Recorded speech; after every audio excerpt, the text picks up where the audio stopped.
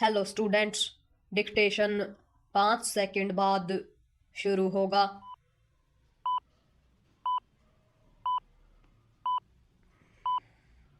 Start. Aravalli पहाड़ियों की परिभाषा को लेकर हो रहे विवाद पर केंद्रीय वन एवं पर्यावरण मंत्री ने यह तो स्पष्ट कर दिया कि अरावली अक्षेत्र पूरी तरह सुरक्षित है और उसके सिर्फ 0.19% इलाके में ही खनन होगा, लेकिन इसमें संदेह है कि इसके बाद भी विवाद शांत हो जाएगा।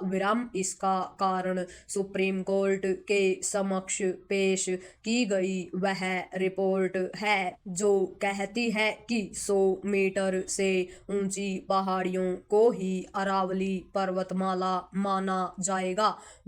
यदि इस परिभाषा को स्वीकृति मिली तो इसका मतलब होगा कि 99 मीटर ऊंची पहाड़ियां अरावली का हिस्सा नहीं रह जाएंगी।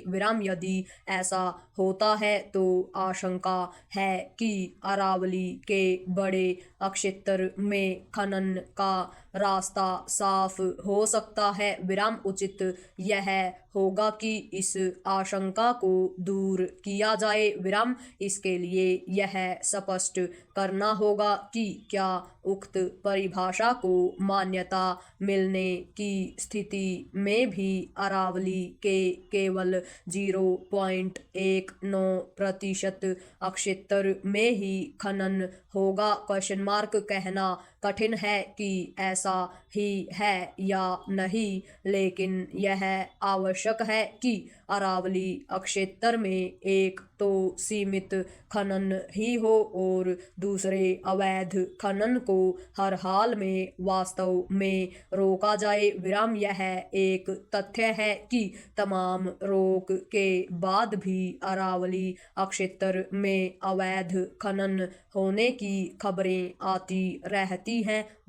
पैरा वन एवं पर्यावरण मंत्री ने यह भी स्पष्ट किया कि एनसीआर अक्षेत्र में खनन की अनुमति नहीं है और इसे लेकर कई लोगों ने भ्रम फैलाया है, लेकिन एनसीआर से इतर अक्षेत्र में खनन के दायरे को लेकर भी तो स्पष्टता आवश्यक है। आम तौर पर अवैध खनन वही होता है जहां वैध खनन की अनुमति होती है। अरावली पर्वतमाला विश्व की सबसे पुरानी पर्वत श्रृंखला मानी जाती है। यह मैदानी इलाकों को रेगिस्तानी रेत से बचाने के लिए एक अवरोधक की तरह काम करती है।